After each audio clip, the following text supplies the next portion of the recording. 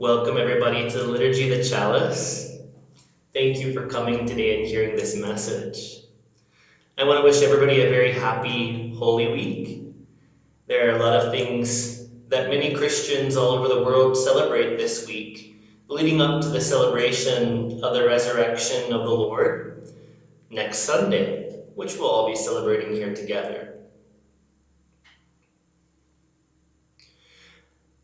In this talk, I wanted to share select verses that are associated with different holy days of this Holy Week.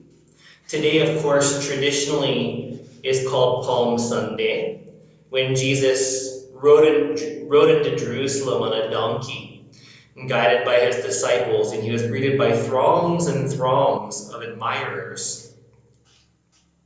Some of those people were just admirers, hearers, curiosity seekers, but many were also his students, wishing him well on a final attempt to try to bring a positive spiritual message to certain Pharisees that weren't teaching correctly in Jerusalem, according to Jesus' viewpoint, from what we can understand in the Christian Testament.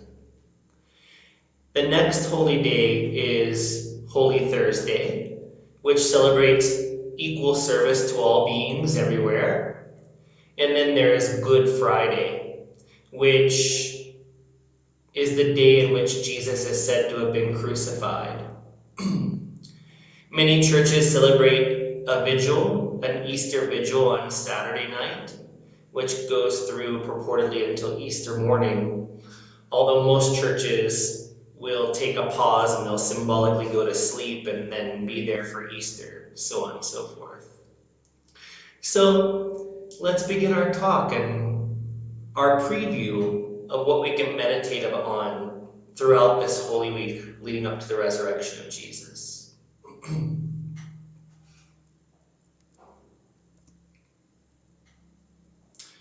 So today's Palm Sunday, and the most significant visual imagery that we have of Palm Sunday is Jesus riding in triumphantly, they say, into Jerusalem. Whether Jesus was triumphant or not can definitely be argued, as he did not change the minds of people. So there's a lot of issues. As we can see throughout the Christian Testament, if we believe that that records in some way history, Jesus did criticize heavily the Judean Pharisees. He felt that the Judean Pharisees were a lot for show and that they didn't have true spiritual internal understanding. They didn't have gnosis. They didn't have manda. Also, he criticized them for their legalistic interpretations of Torah, in that they made the Torah interpretations and enforced it in such a way that not even they themselves could truly follow it. So Jesus was not criticizing the Torah, he was criticizing the way in which it was interpreted. And in his day when he was alive, that was the modern world. And Jesus felt that there needed to be a more modern interpretation of the Torah. So Jesus didn't want to get rid of the Hebrew Bible, the Torah. He wanted to renew the covenant. And he wanted people to read the Torah and act and do the Torah and his teachings from a perspective of the heart. He wanted people to act from the heart, not merely from the brain. And that's what Jesus constantly reinforced throughout his teachings, was that hearing is not enough. Believing is not enough. But doing the teachings is what truly sanctifies people. Having a purer heart, having a more expanded sense of consciousness that includes all people. We have to understand that in Jesus' day, most of the people in Judea, around Jerusalem, they were people of the land. the Amaha'aretz. They were a lower class of people that Jesus sought out and had a lot of success with teaching. But these people were often considered impure and would not go to synagogues and would not go to the second temple for sure for the priestly worship, as they were considered too impure. So Jesus brought the spiritual teaching of the heart to the people. And he encouraged certain Pharisees, not all Pharisees, obviously, to say all of anybody or all Jews or all Pharisees are bad. It would be a terrible thing to do and a very big misunderstanding of Jesus' message. But there were certain high-class Pharisees and Sadducees, another sect of Jewish leadership, that ran the second temple. And Jesus felt that they were doing it for money, for self-adulation, and that a lot of the things that they asked people to do were not practical, and if they could be done, they didn't make a change in consciousness or heart. So Jesus was constantly getting himself in trouble. If you read the Christian Testament, he was constantly getting in trouble for questioning the powers that be, the way that things are. So Jesus, in many ways, was a rebel. He was spiritually revolutionary.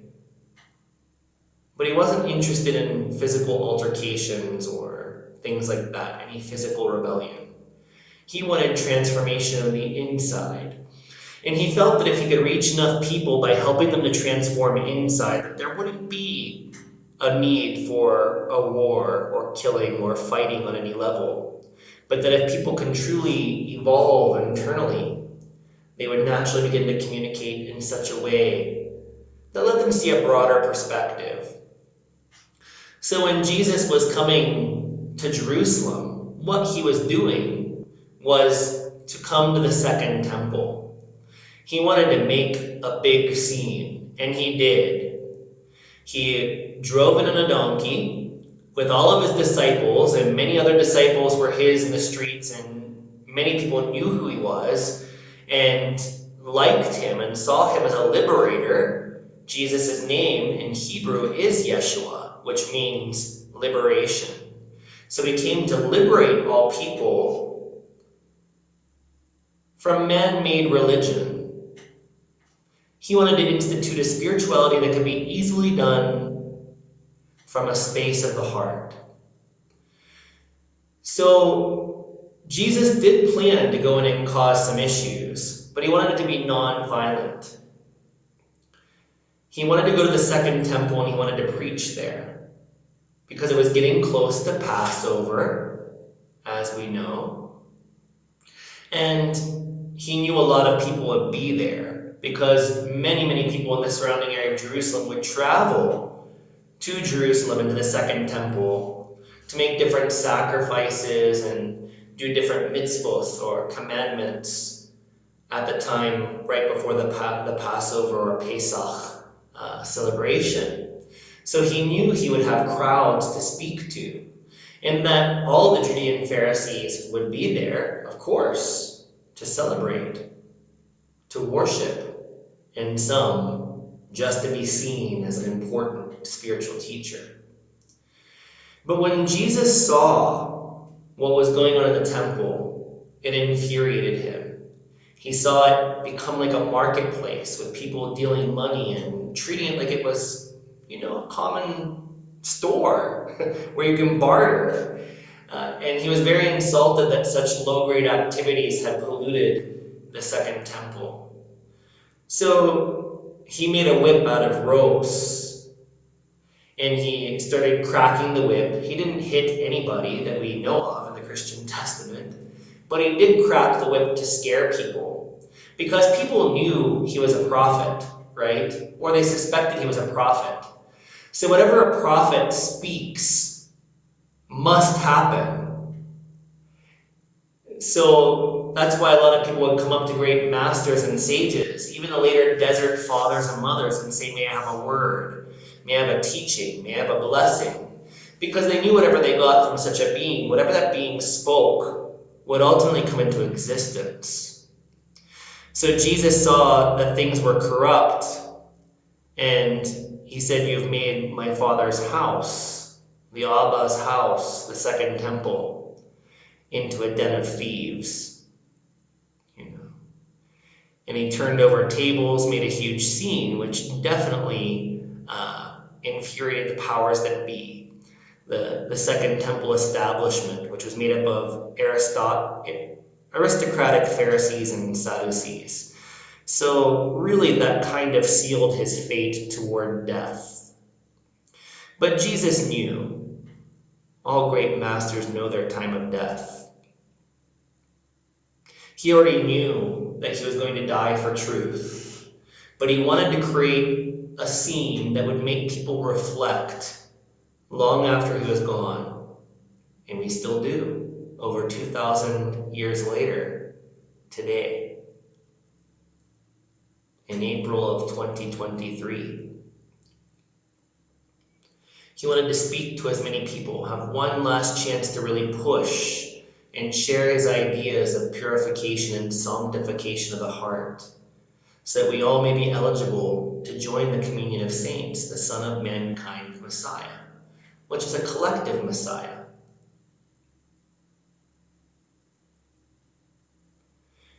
If you read the Christian Testament, we all know Jesus was being chased, and purportedly there were plans to arrest him or kill him. So he just wanted to have one last chance for people to hear his message before he would knowingly sacrifice himself for divine truth.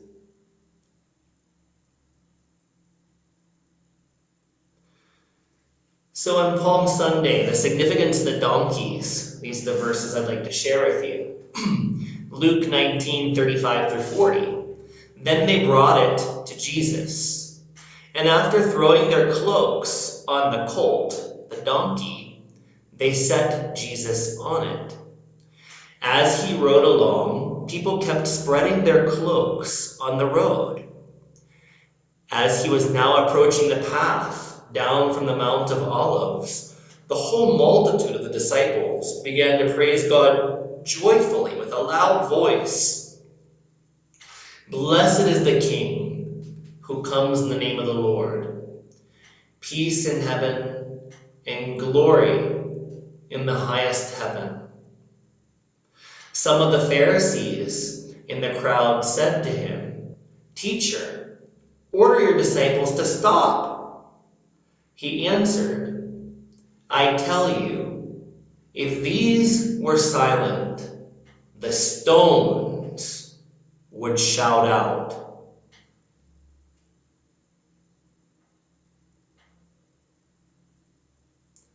Very powerful message.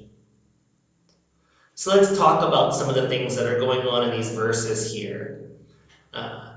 Riding on a donkey traditionally demonstrates that Jesus was coming in peace. The Roman soldiers would be riding on horses with swords and shields or spears or whatever other weapons they might use to control a crowd. But Jesus didn't ride in on a horse.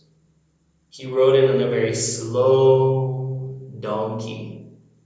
So he was showing that he wasn't coming to create war, to create death. And initially, I don't believe that until he saw the misuse of the Second Temple, I don't think that he had a premeditated plan to make such a scene in the Second Temple. But he felt like he had to once he saw the impurities going on there. So Jesus specifically rode the donkey to show, I come in peace.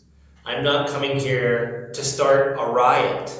Because ultimately, Jesus was executed by the Romans for insurrection.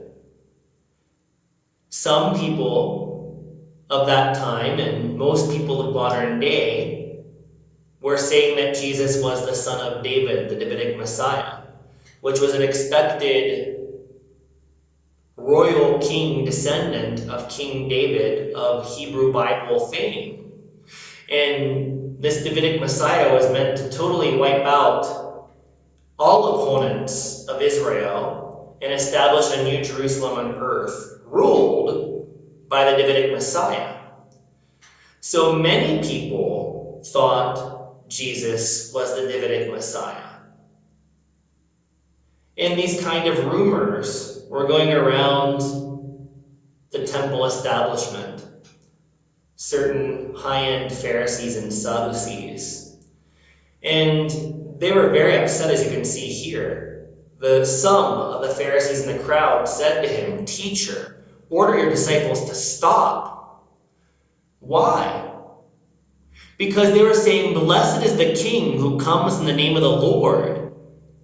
Peace in heaven and glory in the highest heaven." So many people weren't educated then, as many aren't educated now. And the reason why I would assume that the Pharisees wanted him to stop wasn't just to stop his particular renewal of the covenant or his particular set of teachings. He wanted them to stop saying that blessed is the King who comes in the name of the Lord, meaning the Davidic Messiah. Because any kind of messianic expectation about the Davidic Messiah could cause the Roman soldiers to come in and wipe out people, kill a whole town.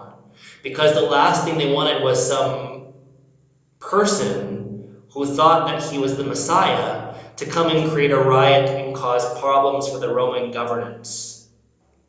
So that's one reason why the Pharisees wanted Jesus to tell his disciples to stop. Is because they didn't want the Roman soldiers to come in with thousands, probably hundreds of thousands of Jews coming to the Second Temple before and during Pesach, the Passover.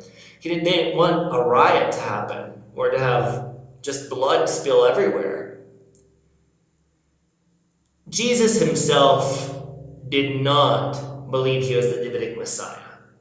This is very clear in Mark, the Gospel of Mark. It's very clear. We've talked about it many times. And it's a famous phrase where he says, "The Lord said to my Lord, blah, blah, blah, blah, blah. How can the son of David call him Lord?" And of course, the whole way it was translated in English is really confusing. Because the Lord said to my Lord, "Sit at my right hand." So the first Lord is Adonai, Yahweh. So it should say, Adonai said to my Lord, that is the Messiah, "Sit at my right hand and take power." So Jesus reasoned in Mark that if David called the Messiah Lord, no father, especially in those times, would call their son Lord. The son is subservient to the father in such a patriarchal society. And even in today's world, if a father is good, the son is going to be respectful, right? So, the son calls dad sir. The dad doesn't call his son sir or Lord, right? So Jesus is satirizing the Davidic Messiah. He is definitely not self-identifying as the Davidic Messiah, but there were all kinds of messianic expectations happening throughout all of Judea and throughout all of Israel, both the northern and southern kingdoms. And one of the major expectations of the Judean Jews, those Jews around Jerusalem, was the Messiah ben David. So a lot of these people were expecting a Davidic Messiah to come and crush the Romans and establish Jewish sovereignty in Israel. So many of these people, the multitude of people came, and they thought that Jesus, based off of his miracles of exorcism and healings and this revolutionary way of teaching, which totally reformed everything they thought they knew, they thought, and rumors were going around, most likely that he was the Davidic Messiah. And the last thing the Pharisees wanted on Pesach, on Passover, one of the most holy of Jewish festivals, of Jewish holidays, was for the Roman soldiers to come in thinking that Jesus was declaring himself the Davidic king, the Davidic Messiah, and have the Romans start executing people in the street, and then having riots break out, the Jews fighting back because they thought they were protecting their purported king. So in this verse, it's apparent that people may have thought that Jesus was the Davidic Messiah. But in Mark, as we've just described, it's very clear that Jesus did not even believe in a Davidic Messiah. He believed in the Son of Man Messiah, which comes from the book of Daniel and was expanded upon in 1 Enoch, which is the Bar Anash. And when you read about what the Jews thought about the Son of Man, Daniel, they thought that it was purified Jewish people, purified Jewish saints, making up a communion of saints in a heavenly realm. And that is what Jesus taught. So Jesus believed in the Son of Mankind, collective Messiah, that if we can purify our hearts and expand our consciousness, that we become eligible to be reborn or born again into this higher spiritual humanity. We're all born into the first Adam, the first humanity, which is characterized by I, me, and mine, selfishness. And then through spiritual practices, we learn to be selfless and purely loving. And whenever we are fully established in pure love and pure consciousness, we become spiritually regenerated into the new humanity, which is this Son of Mankind, collective Messiah. That's what Jesus taught. And Jesus went there to preach this message in his halakha, or his teachings for becoming spiritually regenerated. He wanted as many people to hear it on Passover, pre-Passover, as much as he could, as long as he could stay there and stay alive and not get arrested. He wanted to preach on the steps of the Second Temple. So he wanted to cause a scene, but he only wanted to cause a spiritual scene, not a physical riot. And people were talking about maybe he's the Davidic Messiah. Oh, but no, I heard him teach about the Son of Man Messiah. So all these things were going around, and none of them were what the Judean Pharisees wanted the people to hear and do. They taught a different interpretation of Judaism. So not only were the Pharisees saying, order your disciples to stop, but they meant, get out. Don't teach your teachings here. And Jesus answered, I tell you, if all these disciples were silent, the stones, the very earth, would shout out for the teaching I have to give. Jesus didn't care what they thought he was. Some of the Jews said that you exercise because you're in league with Satan, Beelzebub, right? He didn't care. He didn't care what they thought. He didn't care if people thought he was the Davidic Messiah. If that meant that people would come and hear a basic spiritual teaching because they didn't even understand who he was cool with that. Just let everybody come so they can hear the message, because even if they're silent and I'm silent, they're not trying to figure out what's going on. They're not trying to grok and understand who I really am and what I'm doing here. If I were silent, the stones would shout out, asking for my teachings, trying to figure out who I am. Also symbolically, Jesus is representative of the awakened, illumined, perfect soul, riding, restraining, and in control of his or her lower nature, the ego mind, the Yetzer Hara, which is very stubborn, like a donkey. So the visual image has a deeper meaning.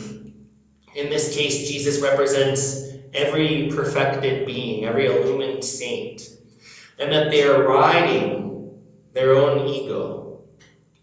They have control over the ego, the mind, their thoughts, words, and deeds. That is what the symbolism of Jesus and the donkey mean. So very briefly, there is another interpretation of this story in which Jesus rides in on two donkeys. How can one person ride two donkeys, right? And when you read this, fundamentalist Christians have a heyday with this on the internet. For anything from he was riding two to that he rode one for 5 miles and he rode another one for 5 miles so it wouldn't get tired. That one was the mother donkey and one was the child donkey and the baby was just following its mother. They come up with all this stuff, and of course none of that's in the Christian Testament. They just don't know what it means, or they don't know what people wanted us to believe. They don't understand it. And it's very misunderstood today. But the reason why they don't understand it is because Christians aren't taught to understand Judaism. They aren't taught to understand the Hebrew Bible and what it meant. The only time that we address the Hebrew Bible is when we try to really, with a lot of strain and effort, try to find proof texts that Jesus was the Davidic Messiah or this or that. And really that's the basis of Matthew 21, 5 through 11. They are trying to make him the Davidic Messiah.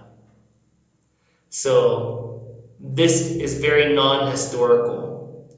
So Luke, what we just read, was probably historical.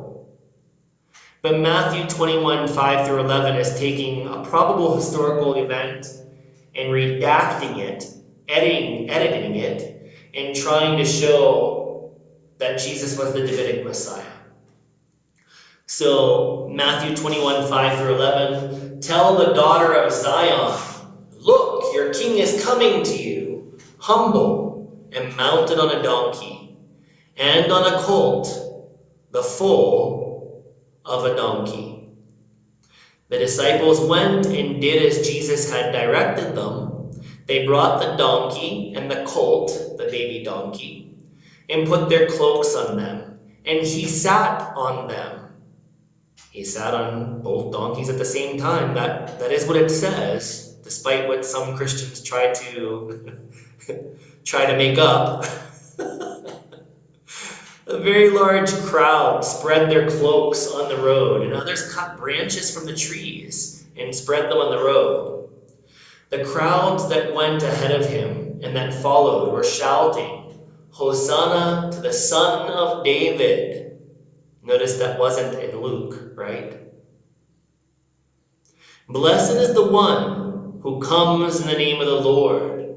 Hosanna in the highest heaven. Notice there's nothing here about peace.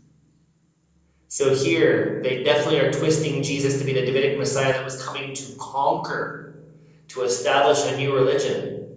There's no peace here. And he's definitely directly called the Son of David, implying that he's the Davidic Messiah, that as we've already talked about today and many times before, Jesus didn't even believe in the Davidic Messiah. But many people thought he was in and around Jerusalem because that was their messianic expectation. The Son of Man corporate Messiah expectation came from Babylon, from the books of Daniel, Enoch, etc. When Jesus entered Jerusalem, the whole city was in turmoil, asking, who is this? The crowds were saying, this is the prophet, Jesus, from Nazareth in Galilee. So, the turmoil is that when all the Jews visit Jerusalem prior to and during Passover, there are many different things that their attention is on. Many different traditional rituals were being done in the Second Temple and in the city streets, etc. There was, just like every city and every religion that practices a different religious holiday, there are things that are done that have always been done. You know, that our fathers and our mothers did because they saw their fathers and mothers do it, and so on and so forth back, right? Well, all these normal activities were happening, which was sacred to the Pharisees and the Sadducees in the Second Temple. But when Jesus came in, it caused a great stir. It caused a disturbance. Who is this? And then they said, this is the prophet Jesus from Nazareth in Galilee. And any prophet is kind of like a movie star today, a celebrity. So everybody wanted to go see, oh, I heard this guy did exorcisms. Oh, I heard that this guy, that he talked to these Pharisees and he really put them in their place. Oh my gosh, I hear he breaks Sabbath. Who breaks Sabbath? Let me go see his face. Oh my gosh, he does healings. Maybe he can heal me. Right? So it caused a big turmoil. And things that were normally done weren't done. So the very first verse, tell the daughter of Zion, look, your king is coming to you, humble and mounted on a donkey and on a colt, the foal of a donkey. This is a quote, and Jesus is said to be saying this. In other words, Jesus is saying, I am the Davidic Messiah. That's essentially what's being done here.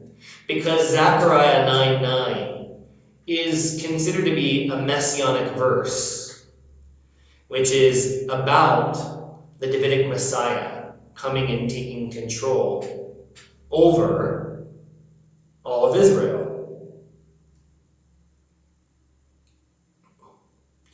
So when you read Zechariah 9:1 through 10, it portrays the advent of two kings and contrasts the outward pomp and power of one with the humility and righteousness of the other. Zechariah 9:1 through 8 presents an amazing prophecy of the campaign of Alexander the Great in the Eastern Mediterranean, is what a lot of Jewish scholars believe, which involved the conquest of Syria and the conquest of Phoenicia and Philistia, etc. So basically the first king, or the king or kings of the world, which mostly those kings controlled the Jews.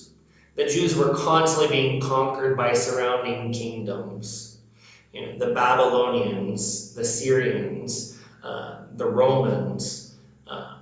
They were constantly losing their home and being displaced. And still to this day, many Jews are displaced, which is a really unfortunate and sad thing.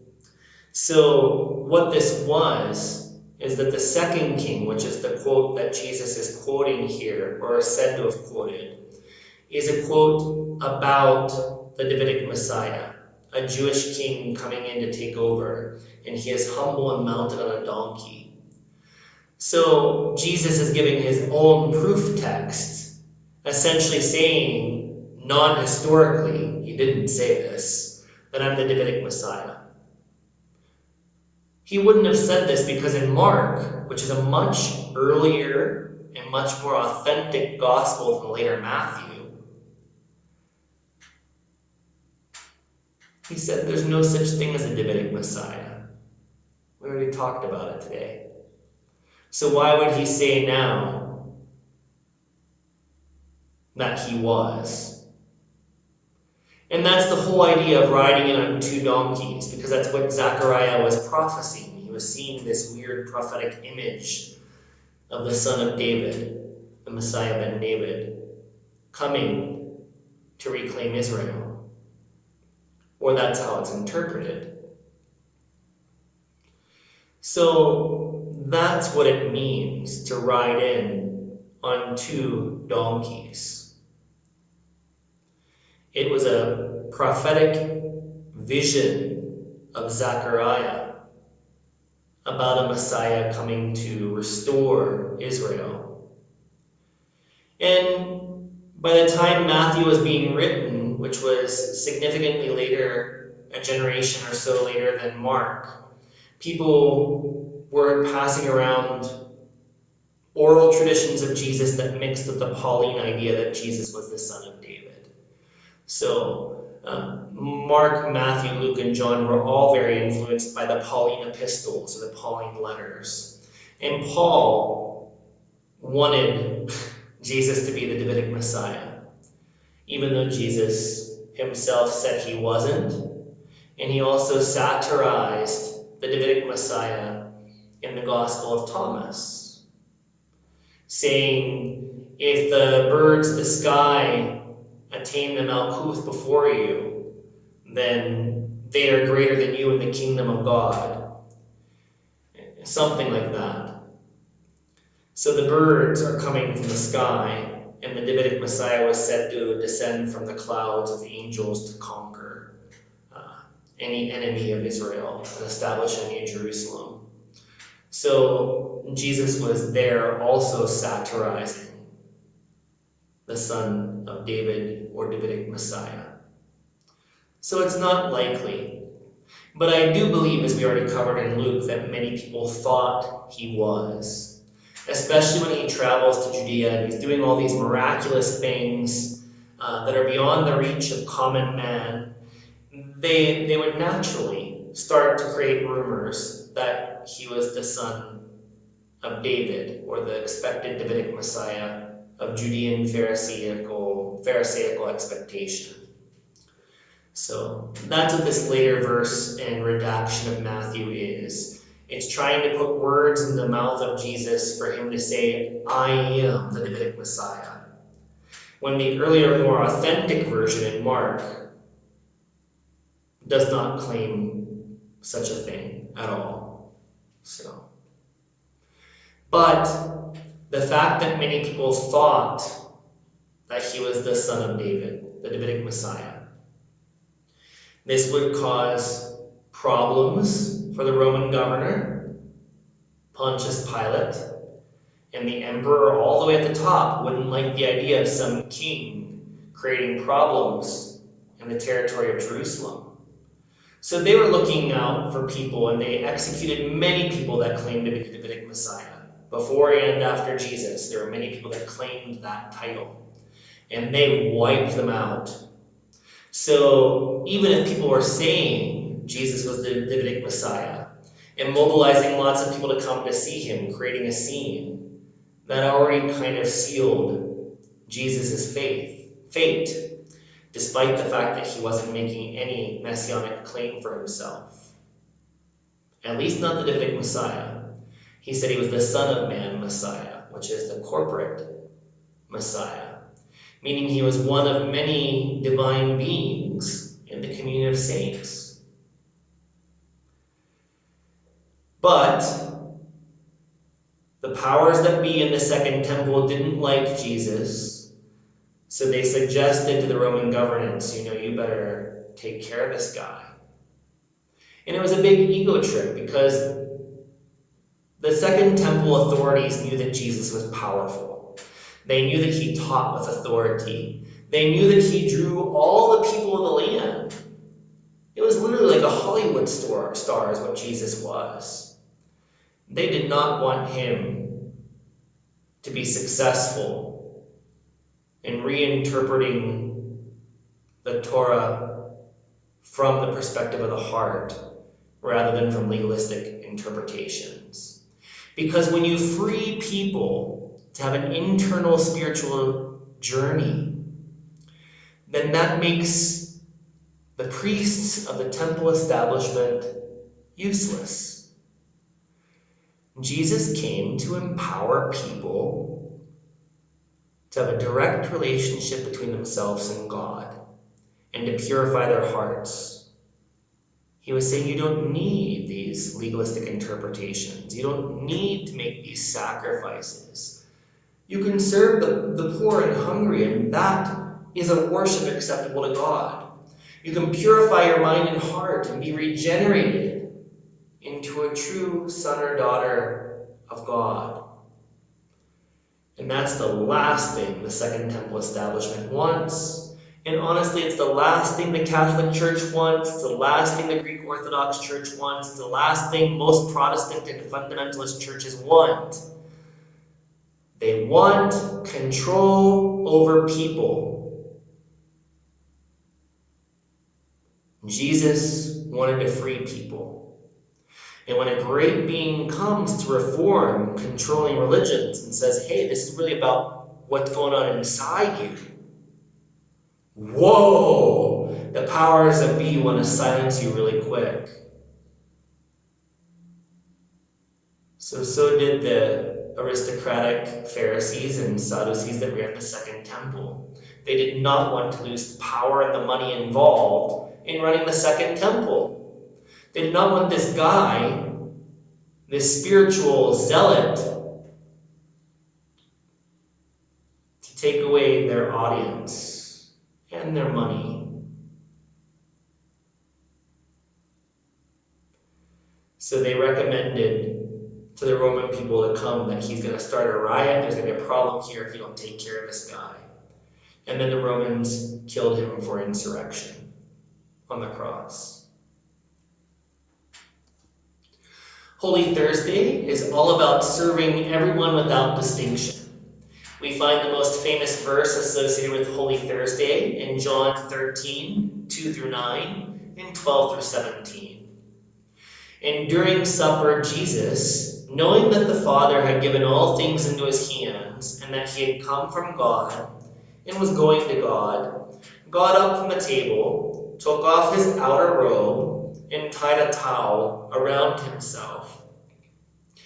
Then he poured water into a basin, and began to wash the disciples' feet, and to wipe them with the towel that was tied around him.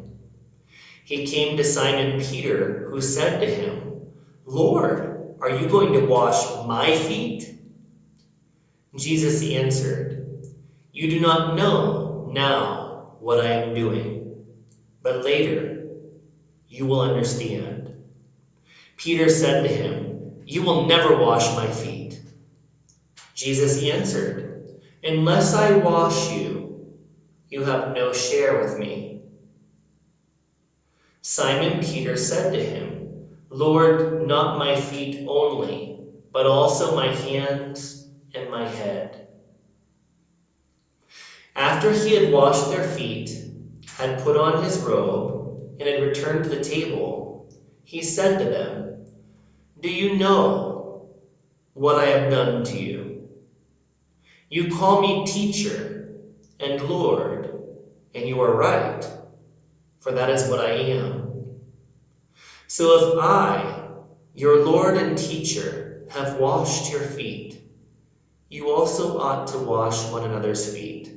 For I have set you an example, that you also should do as I have done to you. Very truly, I tell you, servants are not greater than their master, nor are messengers greater than the one who sent them. If you know these things, you are blessed if you do them. So here, Jesus was teaching his disciples about serving others with humility. It was very common, and it's also common in Indian traditions. It's called Pada Puja, or worship of the feet, in Indian tradition. But whenever a great master would travel through Judea and arrive at a synagogue or somewhere else, their disciples would wash their feet because their feet were sandy, and they didn't want to truck sand into the synagogue or into the temple. So they would wash the feet of the master and make him or her comfortable, probably by offering something to drink, something to eat, because they might be very hungry from their long journey. And this is all symbolized in the beautiful ritual of Pada Puja in the Indian tradition, Sanatana Dharma. And it was done throughout the whole ancient world. So it was considered a sign of love and submission to the spiritual master to wash his or her feet. So Jesus was hearing many of the disciples, as you see in the Christian Testament, saying, well, who is greater amongst us, etc. And Jesus says that the last shall be the first, etc., those kind of things. The one that is the servant among you is the greatest. And this was just another way of Jesus knowing that he was going to die soon. There would definitely be rumors and talks and a volatile environment after what happened in the Second Temple with him turning over tables and getting pushback from some Pharisees.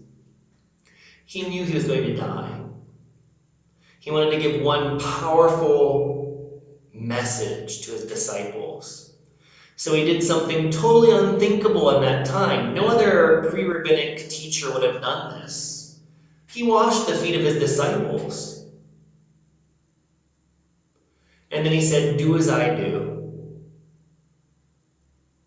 And he didn't just mean be humble and serve each other, you disciples. He meant do this for all the Amaharets, the people of the land. Do this for all humanity. No matter what religion they are, what caste they are, what they look like, whether it's man or woman. If you want to be spiritually great, if you want to be spiritually regenerated, you need to serve people with pure love. That was his beautiful message and the key thing to understand about Holy Thursday. Good Friday, the main message is trust in God. In Luke 23:46, we see, "Then Jesus, crying with a loud voice, said, 'Father, into your hands I commend my spirit.'"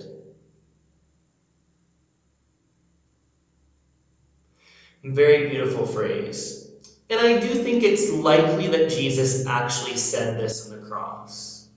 Because Jesus, being a Jewish sage, a devoted Jew himself, would have been very familiar with the Psalms. And just like in certain Christian traditions, like we have the Our Father, or the Lord's Prayer, the Master's Prayer, we say that every single Sunday together. There would be certain prayers, and even more so back in those days, many prayers that especially a Jewish master, a Jewish Rav like Jesus would have said regularly during different table seders, etc. So did Jesus say this? Because Psalm 31 verse 5 says, "Into your hand I commit my spirit. You have redeemed me, O Lord, faithful God." So again, Jesus is being quoted as saying something from Psalms. And I do believe this is possibly historical. Possibly historical. It's not out of the reach of imagination that a Jewish Rav would say something like this at the end of his life, with such suffering that he was enduring, just because he spoke truth. But what about the trials, like the trials of the Sanhedrin, the Roman trial with Pontius Pilate, the different types of abuse that he endured before taking part of his cross and going to Golgotha? We have to understand that the trials, punishments, and scourgings, they're not historical. And I'm not saying that he wasn't abused. Certainly he was abused. Evidently he was abused. He died on the cross. But nobody was there for the trials. Nobody was there for the scourgings. There was nobody there. If any of the male disciples of Jesus would have been found at the trial, they would have been arrested and executed on the spot. Because the Jews, the Sanhedrin, not all Jews, I want to be emphatic about that, the aristocracy that ran the Second Temple of some Pharisees and Sanhedrin, they wanted to silence his teaching. They wanted to stay in power. So if they recognized any of his disciples, or if anybody in the crowd said, "Oh, hey, he hangs out with Jesus," or "I saw him hanging out with Jesus," they'd be arrested and executed then.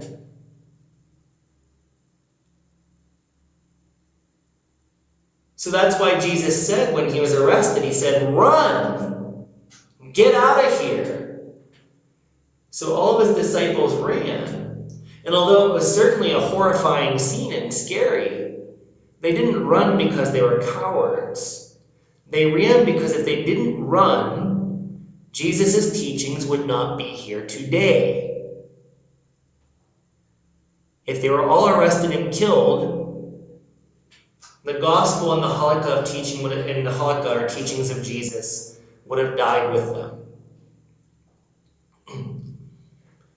So Peter, he's often demonized because he denies Jesus 3 times. But if Peter was truly the rock of the church that Jesus purportedly gave control over, at least from the perspective of the Christian Testament, then Peter would have had to deny him. And it may have broken his heart. But if Peter would have been in the crowd, yeah, I know him, he would have been arrested and killed. And then if Peter really was a powerful leader of the early church, maybe the church would have dispersed. Maybe they would have said it's better not to do this because we don't want to die too. So he had to deny Jesus 3 times before the cock crowed, not because he was a coward, but because he wasn't allowed to give himself up.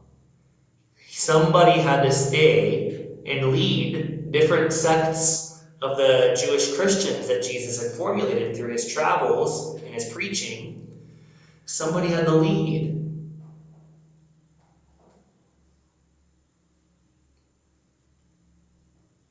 So, the trials, punishments, and various kinds of abuse and scourgings that Jesus come from, that story was made up of Psalms.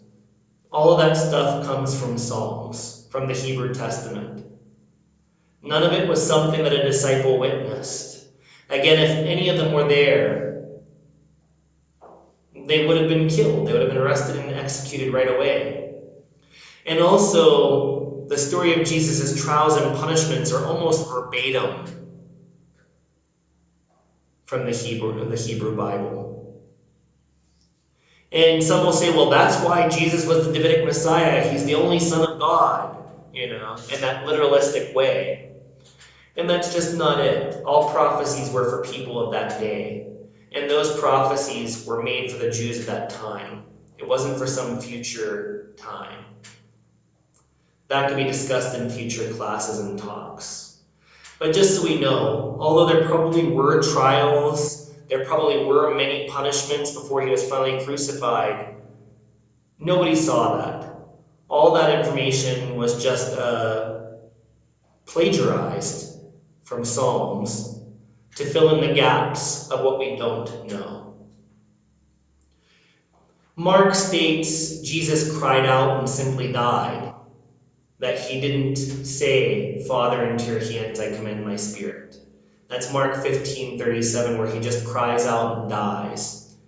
In other words, he gasps in pain and then he passes out and leaves his body from the extreme execution he was suffering. You don't die from being pierced at the nails. You die from suffocation. Your lungs begin to fill with the fluid and you essentially drown. So by the end, whenever he was about to die, if he was literally going to cry and die, at that point he was literally drowning in his lungs. He wouldn't have been able to say anything. Nothing that anybody could hear and interpret. So for this reason I say that he probably did not say, Father, into your hands I commend my spirit. It's a beautiful message, and it's something that we should all be thinking as we come to the doors of death. But Jesus didn't say that. If he literally died after crying out or grunting or moaning, whatever it was, his lungs unfortunately were so full of fluid that he wouldn't have been able to speak. That's the stark, horrific reality of crucifixion. Mark 15:40-41 reports, there were also women looking on from a distance. Among them were Mary Magdalene and Mary, the mother of James the younger, and of Joseph and Salome, those are Jesus' siblings. Mary is Mother Mary, mother of Jesus. James is James the Just. Joseph and Salome are siblings of Jesus. So all these females were at a distance witnessing Jesus' crucifixion, trying to comfort him from a safe distance. And that's because women weren't any threat. So women were often allowed to take down bodies. And understand this is Roman Greek culture. Whenever a person died in the Roman Greek culture, it was always a woman. Very specifically, usually a woman above the age of 50 or 60 that would handle the dead body. So, really, Mary Magdalene and Mother Mary were there, along with other Marys that were purportedly there in different scriptures. But these women were there to collect the body once he was brought down from the cross and to prepare his body before Shabbat would come, before the Sabbath came. So this is also very interesting because when you understand the historical perspective, Mary Magdalene was not a young woman. She was the same age as Jesus' mother, which makes her unlikely to be the wife of Jesus. Not to be ageist, but it's unlikely that she was the wife of Jesus like many New Age Christians like to imagine. And I'm not saying it's absolutely incorrect or out of the realm of possibility, but again, it's unlikely. She was there, a woman over the age of 50 or 60, the same age as Jesus' mother. She was there to collect the body and help process his corpse.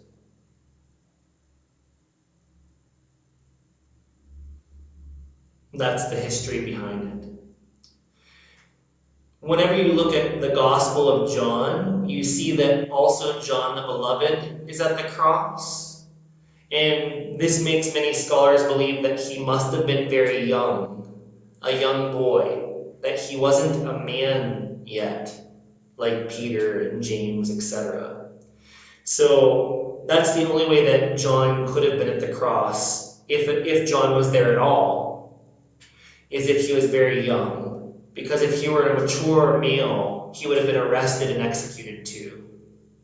So the fact that he was a small boy with the women made him not a threat and allowed them to all take down Jesus' body, process his body, and bury it before Passover celebrations.